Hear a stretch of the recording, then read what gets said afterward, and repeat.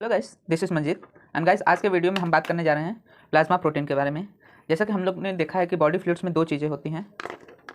जो body fluids होते हैं, बॉडी फ्लूइड्स वो दो चीज़ों से बनते हैं, एक प्लाज्मा से and second one is blood cells.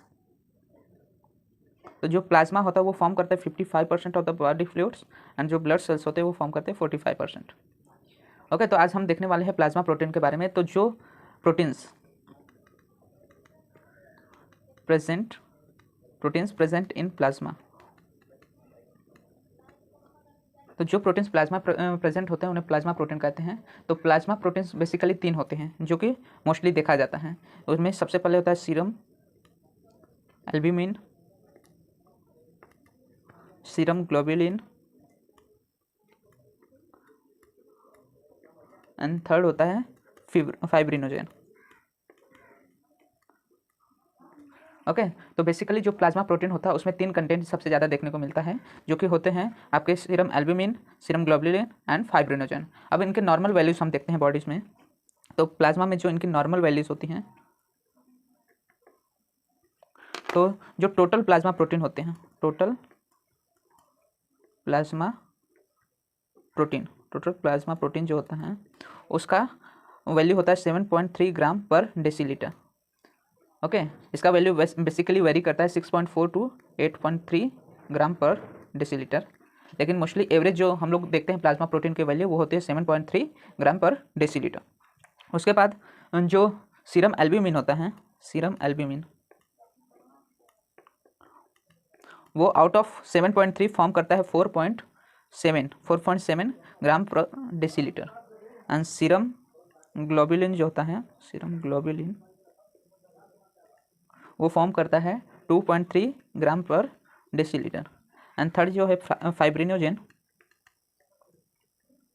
वो फॉर्म करता है 0.3 ग्राम पर डेसीलीटर। ओके, तो बेसिकली हम लोग ने क्या देखा कि जो बॉडी फ्लूइड होता है उसको दो पार्ट में डिवाइड किया गया होता है, प्लाज्मा और ब्लड सेल्स। तो प्लाज्मा होता है 55% फॉर्म करता है और ब्लड सेल फॉर्म करता है 45% ऑफ द बॉडी फ्लूइड्स। अब जो प्रोटीन्स प्लाज्मा में रहते हैं उनको ही हम प्लाज्मा प्रोटीन कहते हैं। उनमें तीन बेसिकली प्रोटीन सबसे ज़्यादा देखे जाते हैं। सबसे पहले serum albumin, serum globulin and fibrinogen.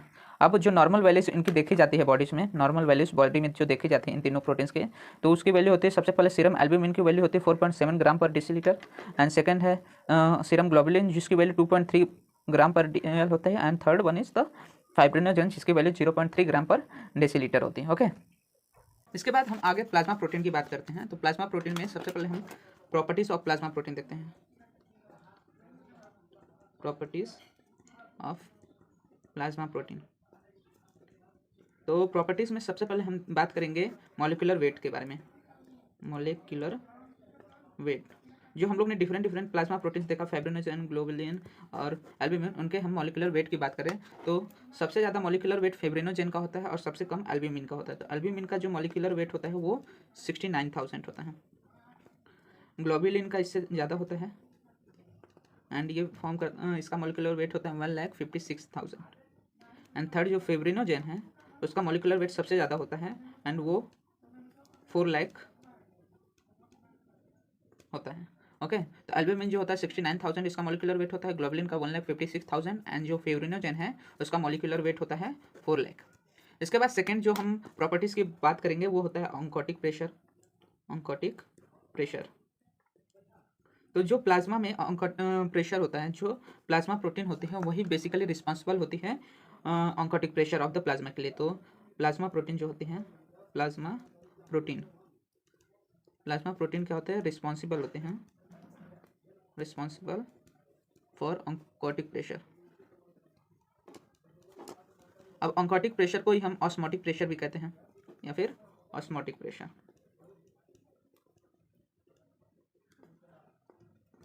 Okay, तो जो प्लाज्मा प्रोटीन है वो बेसिकली रिस्पॉन्सिबल होती है ऑन्कोटिक प्रेशर या फिर ऑस्मोटिक प्रेशर के लिए। तो जो ऑस्मोटिक प्रेशर होता है वो प्रेशर होता है exalted by the proteins in the plasma. Okay, तो ऑस्मोटिक प्रेशर को हम ऐसे डिफाइन कर सकते हैं, ऑस्मोटिक प्रेशर को डिफाइन कर सकते हैं, pressure exerted by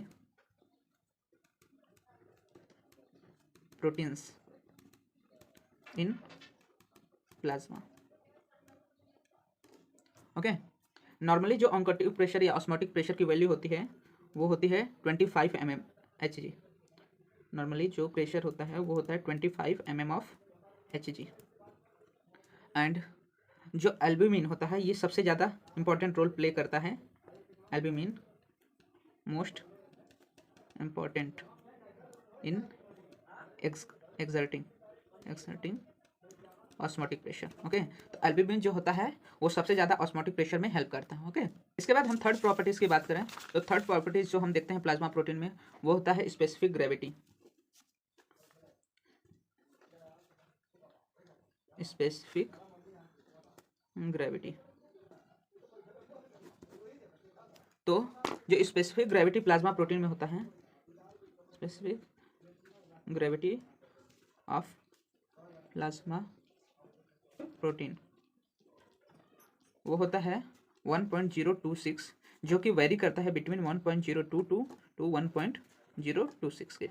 okay, and जो फोर्थ हम लोग प्रॉपर्टीज देखते हैं प्लाज्मा प्रोटीन की वो होता है बफर एक्शन। बफर एक्शन, तो जो प्लाज्मा प्रोटीन होते हैं वो act as a buffer act करते हैं। ओके, तो वो क्या करते हैं, एक्सेप्टेंस ऑफ हाइड्रोजन आयंस करते हैं। Acceptance of hydrogen ions, hydrogen जो आयंस होते हैं उनका एक्सेप्टेंस करते हैं, इसी कारण वो अपना बफर एक्शन शो करते हैं। जो प्लाज्मा होता है वो टोटल फॉर्म करता है 1/6 of total buffering action of blood.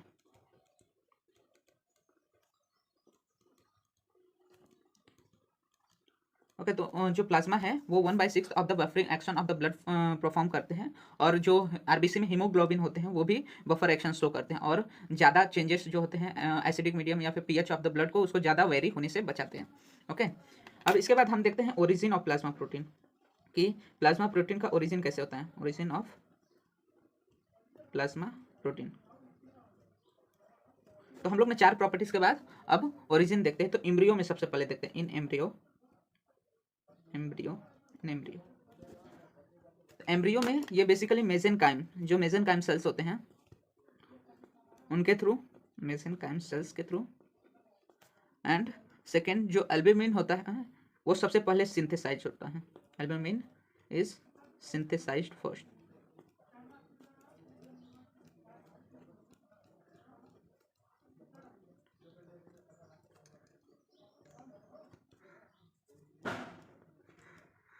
Okay, तो बेसिकली जो ओरिजिन होता है प्लाज्मा प्रोटीन में, एम्ब्रियो में जब देखते हैं तो एम्ब्रियो में जो होता है ये मेसेनकाइम सेल्स के थ्रू प्लाज्मा प्रोटीन फॉर्म होते हैं, और सबसे पहले एल्ब्यूमिन जो होता है वो सिंथेसाइज होता है। उसके बाद जो अदर प्रोटीन्स है जैसे कि फाइब्रोनेजिन हो गया, ग्लोबुलिन हो गया, वो फॉर्म करते हैं। अब एडल्ट्स की बात करें, एडल्ट्स, तो एडल्ट्स में ये बेसिकली जो लीवर के रेटिकुलो एंडोथेलियल सेल्स होते हैं, रेटिकुलो एंडोथेलियल सेल्स होते हैं जो कि लीवर में प्रेजेंट होते हैं, उसके थ्रू फॉर्म होते हैं। और साथ साथ ये also from spleen, bone marrow, spleen से भी फॉर्म होते हैं, बोन मैरो में और जो डिसइंटीग्रेटेड मतलब जो डिस्ट्रॉइड जो डिस्ट्रॉइड आरबीसीस होते हैं या फिर ब्लड सेल्स बोल रहे हैं, डिसइंटीग्रेटेड ब्लड सेल्स, वो भी फॉर्म करते हैं प्लाज्मा प्रोटीन्स। ओके, एंड जो गामा ग्लोबुलिन है, गामा ग्लोबुलिन जो होता है वो बेसिकली फॉर्म होता है बी लिम्फोसाइट से।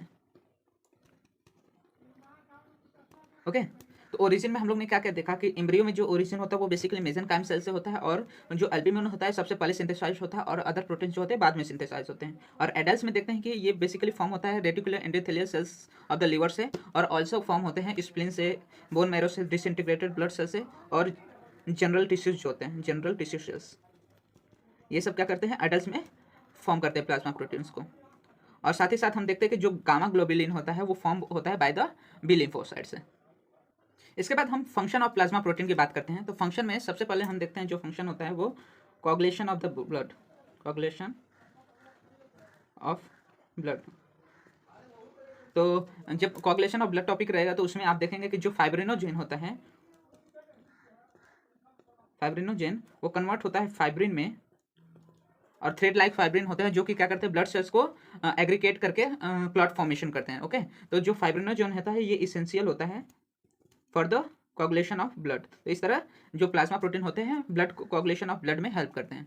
सेकेंड जो इसका फंक्शन हम देखते हैं वो होता है डिफेंस मैकेनिज्म में, डिफेंस मैकेनिज्म। ओके, तो सेकेंड जो फंक्शन हम देख रहे हैं उस डिफेंस में, इसमें क्या होता है, जो अल्फा ग्लोबुलिन होता है, सॉरी गामा ग्लोबुलिन, जो गामा ग्लोबुलिन होता है वो एक्ट एज एंटीबॉडीज करता है, एज एन एंटीबॉडीज एक्ट करता है, और जो भी फॉरेन सेल्स रहते हैं उनको डिस्ट्रॉय करता है। इसको हम जो गामा ग्लोबुलिन है इसको हम इम्यूनोग्लोबुलिन्स भी कहते हैं, इम्यूनोग्लोबुलिन्स। ओके, थर्ड जो हम फंक्शन देखते हैं प्लाज्मा प्रोटीन का वो बेसिकली है ट्रांसपोर्ट मैकेनिज्म में, ट्रांसपोर्ट मैकेनिज्म। तो ट्रांसपोर्ट मैकेनिज्म में हम क्या देखते हैं, जो अल्ब्यूमिन है, एल्ब्यूमिन, फिर अल्फा ग्लोबुलिन है एंड जो बीटा ग्लोबुलिन है, ये तीनों रिस्पॉन्सिबल होते हैं हार्मोन्स और एंजाइम्स का ट्रांसपोर्ट में। तो responsible for transport, responsible for transport of hormones, enzymes etcetera. Okay, तो इस तरह से ये क्या करते हैं, हार्मोन्स और एंजाइम्स का ट्रांसपोर्ट करते हैं। और साथ ही साथ जो अल्फा एंड बीटा ग्लोबुलिन्स है वो मेटल्स का ट्रांसपोर्ट करवाते हैं, ज़्यादातर वो इंपॉर्टेंट रोल प्ले करते हैं इन transport of metals.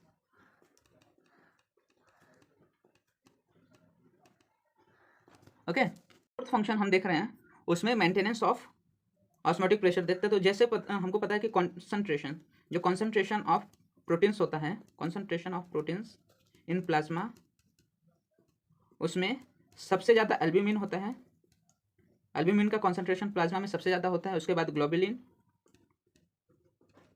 And then fibrinogen. अब जिसका कॉन्सेंट्रेशन ज़्यादा रहेगा वो ज़्यादा प्रेशर अप्लाई करेगा, इसलिए जो प्रेशर क्रिएटेड, प्रेशर जो एक्सर्टेड, क्रिएटेड या एक्सर्टेड बोल सकते हैं इन प्लाज्मा, वो भी एल्ब्यूमिन सबसे ज़्यादा करता है, एल्ब्यूमिन, फिर ग्लोबुलिन एंड देन फिब्रिनोजेन। तो ये क्या करते हैं कि ऑस्मोटिक प्रेशर को बैलेंस करके रखते हैं, जिसके थ्रू क्या कर सकते हैं, जो वाटर एंड इलेक्ट्रोलाइट बैलेंस रहता है उसको मेंटेन करके रखते हैं। ओके, फिफ्थ जो हम फंक्शन देखते हैं प्लाज्मा प्रोटीन का वो है regulation of acid base balance. तो regulation of acid base balance, acid base balance. तो इसमें मेनली एल्ब्यूमिन जो होता है उसका ज़्यादा इंपॉर्टेंट रोल रहता है, मेनली एल्ब्यूमिन जो होता है प्ले इम्पोर्टेंट रोल। एंड जो टोटल प्लाज्मा प्रोटीन है, जो टोटल प्लाज्मा प्रोटीन होते हैं वो फॉर्म कर प्ले करते हैं 15% of the buffering capacity of the blood, 15% of buffering capacity of blood. तो जो प्लाज्मा प्रोटीन होते हैं वो क्या करते हैं, 15% of the buffering action provide करते हैं इन द ब्लड, जिसकी वजह से क्या होता है, एसिड बेस जो बैलेंस है वो बना रहता है। तो उसके बाद हम सिक्स्थ फंक्शन देखते हैं। तो सिक्स्थ फंक्शन होता है विस्कोसिटी में रेगुलेशन। तो विस्कोसिटी ऑफ ब्लड को मेंटेन करना, विस्कोसिटी ऑफ ब्लड। तो जो प्लाज्मा प्रोटीन्स होते हैं वो क्या करते हैं, ब्लड को उसकी विस्कोसिटी प्रोवाइड करते हैं। तो प्लाज्मा प्रोटीन जो होते हैं, प्लाज्मा प्रोटीन जो होते हैं वो क्या करते हैं, प्रोवाइड करते हैं विस्कोसिटी टू ब्लड। अब विस्कोसिटी क्यों इंपॉर्टेंट है, तो विस्कोसिटी की वजह से क्या होता है, मेंटेन रहता है ब्लड प्रेशर। आगे जब टॉपिक्स पढ़ेंगे कि ब्लड प्रेशर के बारे में तो उसमें भी देखेंगे जो विस्कोसिटी होता है वो डायरेक्टली वो क्या करता है, मेंटेन करके रखता है ब्लड प्रेशर को। इसके अलग अलग कैरेक्टरिस्टिक्स रहते हैं जो कि आगे हम देखेंगे। ओके, तो जो प्लाज्मा प्रोटीन होता है वो क्या करता है, विस्कोसिटी में हेल्प करता है और मेंटेन करता है ब्लड प्रेशर को। और यहाँ पे भी जो एल्ब्यूमिन होता है, एल्ब्यूमिन वो सबसे ज़्यादा विस्कोसिटी प्रोवाइड करता है।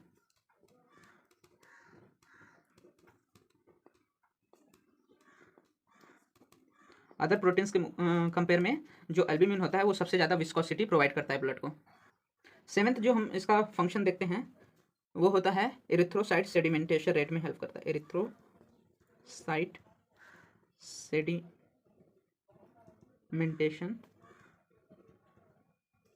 Rate, okay, erythrocyte sedimentation rate. तो जो ग्लोबुलिन होते हैं, ग्लोबुलिन प्रोटीन एंड फाइब्रिनोजेन जो होता है वो क्या करते हैं, जो आरबीसी की रोलेक्स फॉर्मेशन की टेंडेंसी है उसको एक्सेलरेट करते हैं। तो ये क्या करते हैं, एक्सेलरेट करते हैं, एक्सेलरेट टेंडेंसी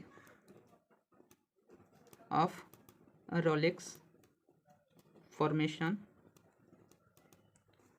बाय आरबीसी। तो आरबीसी के जो रोलेक्स फॉर्मेशन की टेंडेंसी है उसको एक्सेलरेट करते हैं। तो इसमें रोलेक्स फॉर्मेशन क्या होता है, तो रोलेक्स फॉर्मेशन में जो बेसिकली आरबीसी होते हैं एक के ऊपर एक ये ऐसा कॉइन स्टैक हो जाते हैं, इसी को हम रोलेक्स फॉर्मेशन कहते हैं। तो जिसकी वजह से जितनी ज़्यादा रोलेक्स फॉर्मेशन की कैपेसिटी रहती है उतना ज़्यादा वो क्या होता है, जल्दी सेडिमेंटेशन होता है। तो इसी तरह वो क्या करता है, हेल्प करता है ग्लोबुलिन एंड फाइब्रिनोजेन ताकि वो रोलेक्स फॉर्मेशन जल्दी करे, ताकि जो सेडिमेंटेशन रेट है उसको एक्सेलरेट कर देते हैं। ओके, अब जो रोलेक्स फॉर्मेशन है, रोलेक्स फॉर्मेशन वो क्या है, रिस्पॉन्सिबल हो रहा है ईएसआर के लिए, रिस्पॉन्सिबल फॉर ईएसआर। क्योंकि जब तक ये एज अ रोलेक्स एक के ऊपर एक स्टैक नहीं होगा तो डेंसिटी इंक्रीज होने की वजह से फिर वो क्या हो जाते हैं, नीचे बॉटम में सेडिमेंट हो जाते हैं। तो इसलिए वो क्या करते हैं, एज अ रिस्पॉन्सिबल होता है रोलेक्स फॉर्मेशन ईएसआर के लिए। ओके, इस तरह हेल्प करता है। ये इंपॉर्टेंट किसके लिए होता है, तो important for diagnostic and prognostic tool. Prognostic किसी भी तरह के डायग्नोसिस में ये बहुत ज़्यादा हेल्पफुल रहता है। अब आगे देखते हैं तो नेक्स्ट जो होता है वो reserve protein, reserve protein function, reserve protein. तो जो प्लाज्मा होता है वो प्लाज्मा प्रोटीन होता है वो क्या करते हैं, as a reserve of protein act करते हैं जब बॉडी में ड्यूरिंग इनएडिक्वेट, मतलब जब बॉडी में एडिक्वेट मात्रा में प्रोटीन्स नहीं मिलते हैं, इनएडिक्वेट प्रोटीन इंटेक। तो बॉडी को जब एडिक्वेट प्रोटीन इंटेक नहीं होता तो ऐसे टाइम पे जो प्लाज्मा प्रोटीन्स है वो क्या कर सकते हैं, एज अ रिजर्व वर्क करते हैं। Okay, plasma protein act as reserve protein.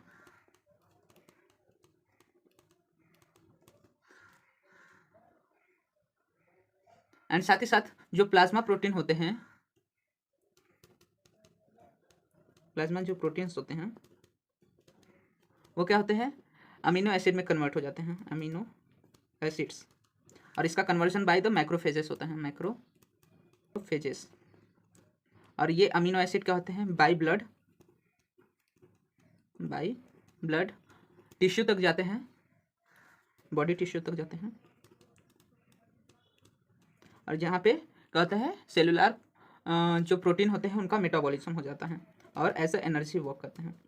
Okay, तो इस तरह से क्या होता है कि जो प्लाज्मा प्रोटीन है एज अ रिजर्व वर्क करते हैं in the condition of इनएडिक्वेट protein intake. ठीक है, तो ये था हमारा पूरा प्लाज्मा प्रोटीन के टॉपिक के बारे में। अगले वीडियो में हम नेक्स्ट टॉपिक्स देखेंगे। अगर आपको वीडियो अच्छी लगी हो तो वीडियो को लाइक कीजिए एंड चैनल को सब्सक्राइब कीजिए, जिससे आपको फर्दर वीडियो से रिलेटेड अपडेट्स मिलते रहेंगे। एंड आपको नोट्स अगर चाहिए रहेगा तो आप डिस्क्रिप्शन में आपको इंस्टाग्राम और टेलीग्राम के लिंक्स अवेल हो जाएंगे, आप वहाँ से जाके नोट्स को डाउनलोड कर सकते हैं।